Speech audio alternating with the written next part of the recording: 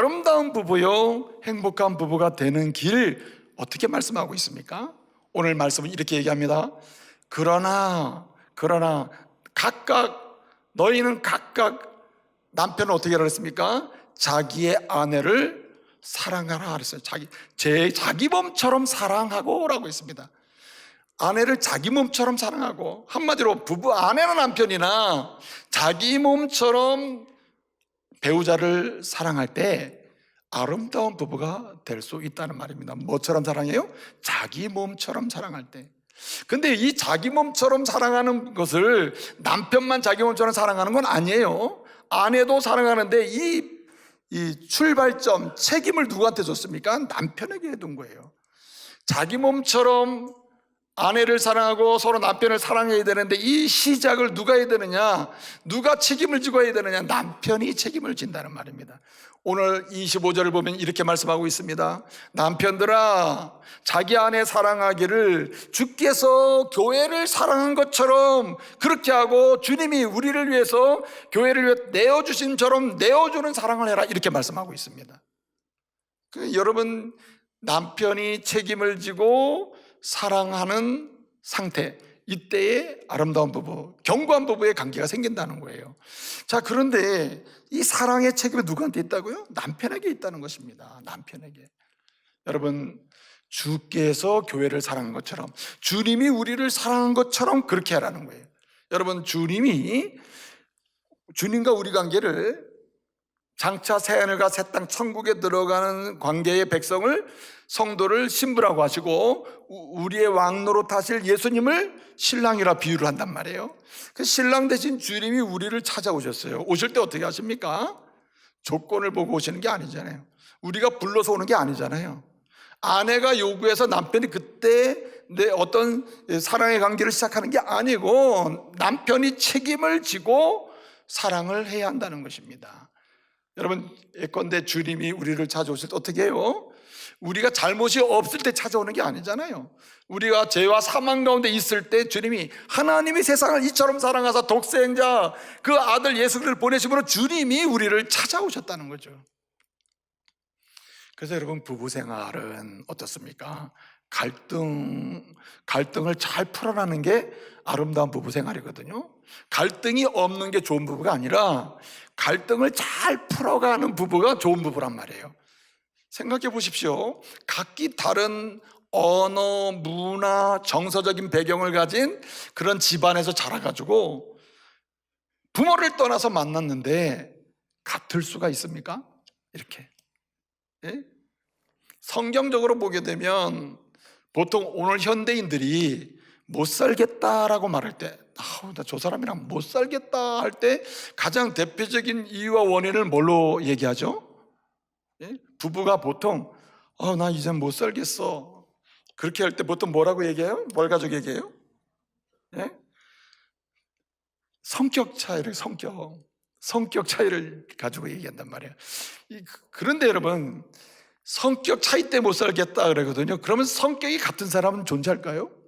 여러분, 성경적으로 아무리 따져봐도 하나님의 창조는 독특한 창조시거든요. 사람을 만드실 때 열이면 열 다 달라요. 똑같은 사람이 없습니다. 단순히 모양만 똑같이 다른 게 아니고, 생김새만 다른 게 아니고 뭐가 달라요? 성격이 달라요. 퍼스널리티가 달라요. 성격이 다르다니까. 성격이 같은 사람이 존재하지 않아요. 그렇기 때문에 성경적으로 보게 되면 성격 차이 때문에 못 살겠어요 라고 하는 것은 성경적이지가 않아요. 거꾸로 성격 차이가 너무너무 많아요. 그렇기 때문에 기대가 되어 하는 게 오히려 맞다고, 성경적으로는. 표정이지 아닌 것 같은데. 예? 아니, 성격이 그렇게 다를 수가 없어요. 예? 저는 결혼하기 전에 진짜 아내랑 너무 닮은 게 많았어요. 너무너무 닮았어요. 야, 이 사람이다. 결혼했어요. 하는 날부터 달라요. 지금까지 달라요. 너무너무 달라요. 그런데 다른 것 때문에 못 살겠어요가 아니고 어떻습니까? 주님은 우리에게 알려주세요. 다른 것 때문에 살맛이 나는 거예요. 다른 것 때문에 기대할 만한 것이 있는 것이고, 다른 것 때문에 생산이 가능한 거예요. 그래서 무슨 말입니까? 하나님의 사람들은 이렇게 각기 만난단 말이에요. 만나면 언어, 문화, 모든 정서적 습관까지 다 달라요. 그렇기 때문에 정서적인 충돌이 생겨요. 부부 생활은 충돌의 연속이라 이거죠. 이 충돌을 어떻게 승화시켜 나가느냐, 갈등 구조를 어떻게 승화시켜 가느냐가 어떤 부부의 모습이 생겨나는 것인데, 성경은 이런 갈등 구조나 또는 정서적 충돌, 여러 가지 충돌의 상황을 어떻게 풀어가느냐를 귀하게 여깁니다. 이걸 귀하게 여긴단 말이에요. 자, 그러면 물어볼게요. 이렇게 정서적 충돌이 생겼어요. 약간 문제가 좀 생겼어요. 그래서 지금 말도 서로 안 하고 있어요. 이제 1시간 지나고 2시간 지나가요. 까딱한 밤새게 생겼단 말이에요. 자, 그러면 누가 이 문제를 먼저 책임감을 가지고 풀어야 됩니까? 여러분, 성경을 보면, 아니 오늘 말씀 그대로 보면, 물론 믿음이 있는 사람이 풀어야 돼. 이건 뭐 정답은 뭐냐면, 믿음이 있는 사람이 해야 되는데, 양자 간에 믿음이 있다면 일차적 책임은 누구한테 있냐면 남편에게 있습니다. 왜 그러냐면 오늘 25절 이하를 보게 되면 이렇게 말씀하고 있어요. 남편들아, 아내를 사랑하는데 어떻게 사랑하느냐? 주님이 교회를 사랑한 것처럼, 주님이 우리를 사랑한 것처럼 그렇게 사랑하라요. 그리고 자기를 내주심처럼 희생하며 사랑하는 거거든요. 예수님이 보세요. 하나님이 세상을 이처럼 독생자를 보내주신 주님이 이 땅에 오셔요. 우리를 찾아왔어요. 문제가 많았어요. 죄악의 문제, 사망의 문제가 있어서 이걸 푸는데, 우리가 문제 풀어주세요 해서 주님이 우리에게 듣고 시작하는 게 아닙니다. 신랑 대신 주님께서 먼저 오셔서, 내가 그래도 네가 사망 가운데 있고 내가 죄악 가운데 있고 나를 떠나고 배반도 하고 내가 싫어하는 것만 골라서 했지만은, 주님의 말씀은 어디서부터 시작되냐면, 그래도 나는 너를 뭐한다? 사랑한다는 거예요. 여기서부터 시작되는 거예요. 그래도 나는 너를 사랑한다. 너밖에 없다. 너밖에 없어. 이렇게 주님 말씀하시는 거예요. 그 다음부터 문제가 풀리는 거예요. 그래서 믿음이 있는 남편이라면 적어도 주님을 알고 믿고 지내는 남편이라면 이런 노력을 할 필요가 있는 거죠. 예? 주님이 남편에게 특권을 줬는데, 이건 특권입니다. 특권. 남편들아, 내가 너에게 특권을 준다. 무슨 특권이냐? 아내를 먼저 사랑할 수 있는 특권이야. 이 책임이면서 특권이에요. 왜 하필은 그런 책임이 이전의 특권이라니까요.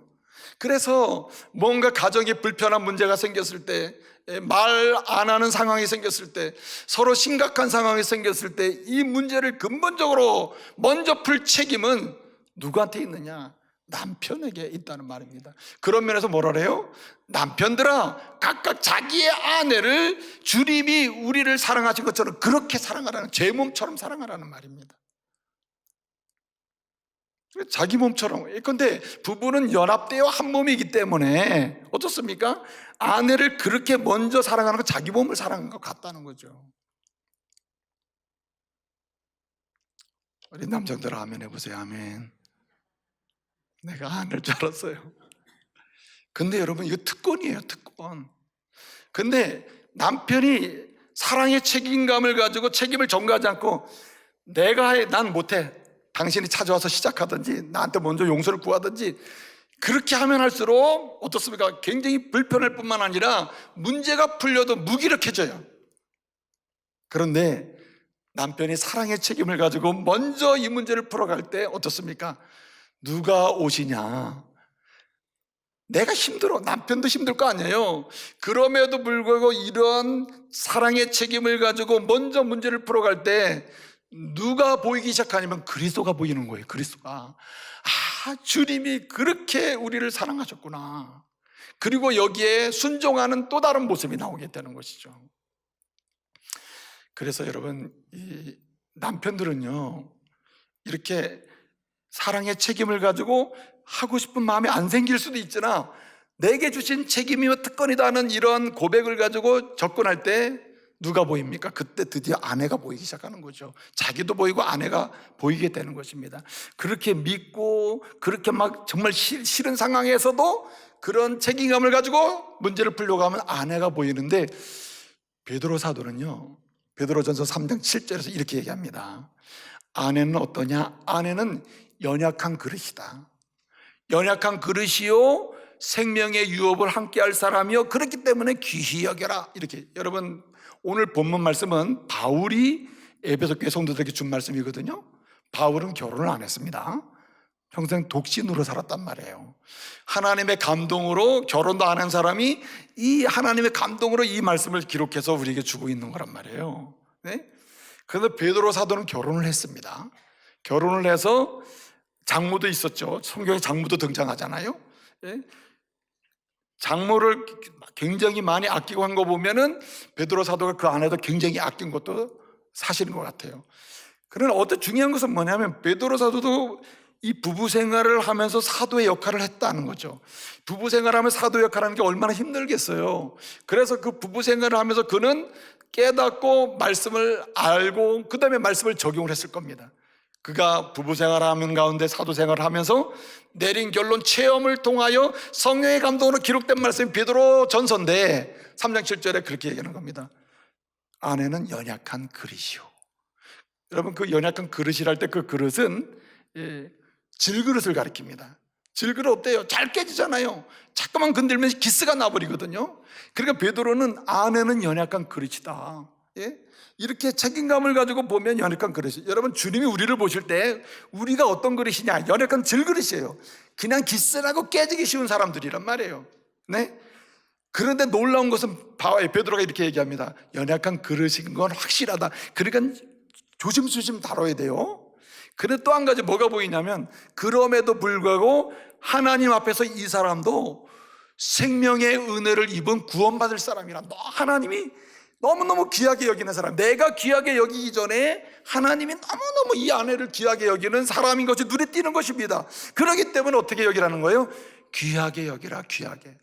여기 귀하게 여긴다는 말 베드로전서 3장 7절 하반절에 귀하게 여기라고 돼 있는데 귀하게 여긴다는 그 귀한다는 말이 뭐냐면 티메라고 하는 말인데 한마디로 이 베드로전서 2장 7절에는 요 똑같은 단어를 보배라고 그랬어요. 보배로 여기라는 말이고 로마서 2장 7절에서는 존귀하게 여기라 그랬어요. 존귀하게. 여러분 아내 보고 뭐라 그랬어요? 여러분은 아내들이요 남편을 존경하라 그랬죠. 존경하라 할 때 그 의미 중에 하나가 뭐냐면 존귀에 여기는 거거든요. 능력이나 뭔가 가치나 자격이 돼서가 아니라 하나님 앞에 선 존귀한 사람이기 때문에 존귀하게 대접을 하라는 거예요. 그래서 가장 중요한 게 뭐냐? 여러분 책임감을 가지고 사랑하는 사람의 가장 중요한 변화된 모습은 언어입니다. 언어. 말을 조심하는 거죠. 말로 사랑을 표현하고 사랑을 만들어가는 거예요. 여러분 그래서 남편이나 아내나 책임감을 가지고 사랑할 때 특별히 남편 입장에서는 말을 주의해야 하는 것이죠. 요즘에요 항혼이혼이 많아요. 제가 진짜 힘든 게 뭔지 아세요? 젊은 사람들이 막 전화해가지고 목사님 못 살겠어요 하는 건 그래도 듣고 상담도 잘해요 제가. 네? 왜 그러십니까 이렇게 했는데 죄송합니다. 전화했던 분 있으면 용서하세요. 60 후반 다 되신 분이 목사님 못 살겠어요 그럼 진짜 나도 감당이 안 돼요. 나도 지금 이제 50 후반밖에 안 됐다니까요. 그런데 60 후반 되신 70 다 되신 분이 목사님 나 못 살겠어요. 그러면 제가 뭐라고 얘기해야 됩니까? 예? 헤어지세요? 별거 하세요? 뭐라고 얘기해야 됩니까? 이게 얼마나 힘들어요. 그런데 이런 일이 가끔씩 있단 말이에요. 가끔씩. 그래서 제가 지금 기도하는 것 중에 주님 절대로 60 후반 되신 분 전화하지 않게 주시옵소서. 못 살겠다는 말 하지 않게 주옵소서. 젊은 사람들은 뭐 좀 기회를 가질 수 있는 60 70 되신 분이 그러면 얼마나 힘들어요. 그런데 이야기를 들어보면 정말 슬픈 일이 뭔지 아십니까? 왜 그러십니까? 지금 제가 볼 때는 남편이 신앙생활 안 해도 지금 굉장히 잘해주시는 것 같고 또 어떤 분은 막 교회도 막 따라 나오시고 막 그런데 근데 왜 못 살겠다고 그러시냐고. 뭐 때문에 그러냐 이렇게 물어보면요 이유는 너무너무 단순해요. 30대 40대 때 못 들을 말 못 들을 행동 다 했다는 거예요. 하여튼 인생을 살면서 듣지 말아야 될 모든 말을 30대 40대 다 들었대. 뭐 술만 먹으면 뭐가 기분 나쁘면 하여튼 듣지 못할 말 다 듣고 보지 못할 행동을 다 했대네. 그래서 지금은 이제 애들 다 결혼했기 때문에 아우 지금 잘해주는 거 소용없다고, 그게 잘해주면 뭐하냐, 나 그냥 따로 좀 살고 싶다고 그렇게 얘기를 하는 거예요. 예? 그래서 제가 그렇게 말씀을 드려요. 예수님이 우리 볼 때 못 쓸 말, 못 쓸 행동 다 한 사람이 우리라고. 근데 주님이 우리를 십자가에 죽으시고 부활하셔서 은혜를 주셨으면은 그 은혜로 구원받은 우리가, 믿음의 여인이 그걸 참고 하나님의 은혜를 구하면서 이제 새롭게 시작하셔야지 지금 왜 그러시냐고. 그러면서 이제 살살 이렇게 말씀으로 권면을 한다는 거죠. 자, 요점은 여기 있습니다. 중요한 건 뭐냐면, 이렇게 사랑의 책임을 가지고 아내를 보게 되고 아내 또한 이런 반응 속에 남편을 보게 되면 약한 존재다. 우리 남편도 참 약한 존재구나, 우리 아내 참 약한 존재구나, 아유 얼마나 힘들었을까 보면서, 그럼에도 불구하고 하나님이 이 사람을 귀히 여기시는구나, 그래 나도 보배처럼 여겨야지, 귀하게 여겨야지, 애지중지해야지, 그러면서 가다 보면 뭐가 바뀌느냐, 말이 바뀐다는 거예요. 말이 어떻게 바뀝니까? 귀하게 여기고 축복하고, 평생에 듣지 못한 모든 좋은 말을 그때부터 하기 시작한다는 거예요. 사랑하는 성도 여러분, 아름다운 부분은 어떤 책임 있는 사랑을 통해서 일어나는데, 마지막은 뭘로 일어납니까? 언어로 된다는, 언어로. 여러분의 언어가 책임 있는 사랑을 능히 표현해내고 그리고 증폭시킬 수 있는 언어가 되기를 말씀으로 축복합니다. 그렇게 나가야 된다는 거예요. 어떤 할아버지 할머니가 그랬대잖아요. 그 낮은 산에 어디 산책하러 갔대요. 그랬더니 이 할머니가 이렇게 물었대요. 내가 다리가 아픈데 못 내려가겠어요. 올라가긴 올라갔는데. 그러니까 할아버지가 업으라 그랬대요. 그랬더니 할머니가 물어요. 여보, 나 가벼워서 업을만 하죠? 그러니까 이 할아버지가 그렇게 얘기했대네요. 뭘 업을만 해? 그러면서 이야기를 이렇게 얘기했대요. 머리는 돌이지, 간은 부었지, 얼굴은 철판이지, 철판 깔았지. 그래가지고 얼마나 무거운지 모른다. 그냥 농담 반 진담 반으로 그냥 그렇게 막 얘기를 했대네. 그러니까 이 할머니가 업혀가면서도 기분이 나쁜 거예요. 됐어요, 내릴게요. 내렸대요. 그래서 내려오면서 할아버지가 너무 다리가 갑자기 아픈 거, 여보 나 다리가 아프다. 그러니까 업어요. 그래서 업었대요. 그랬더니 할아버지가 또 얘기했대요. 여보 나 가볍지? 가볍지요. 진짜 가벼워요. 진짜 가벼워? 머리는 비었지? 허파는 바람 들어갔지? 싸가지 없지? 양심 없지? 맨 없는 것도. 자, 보세요. 똑같은 상황에 같이 길을 가는데 무엇이 사람의 마음을 만들어내요? 언어가 만든다. 언어가. 주님의 언어를 쓰면은 사람이 따뜻해지고, 주님의 언어를 쓰면요 어떻습니까? 사랑의 깊이와 넓이가 생기는 그런 역사가 일어남을 믿으시기 바랍니다. 마지막 한 가지 꼭 드리고 싶은 말씀이 있는데, 오늘 본문에 뭐를 했습니까? 존경하라 그랬습니다. 존경이라.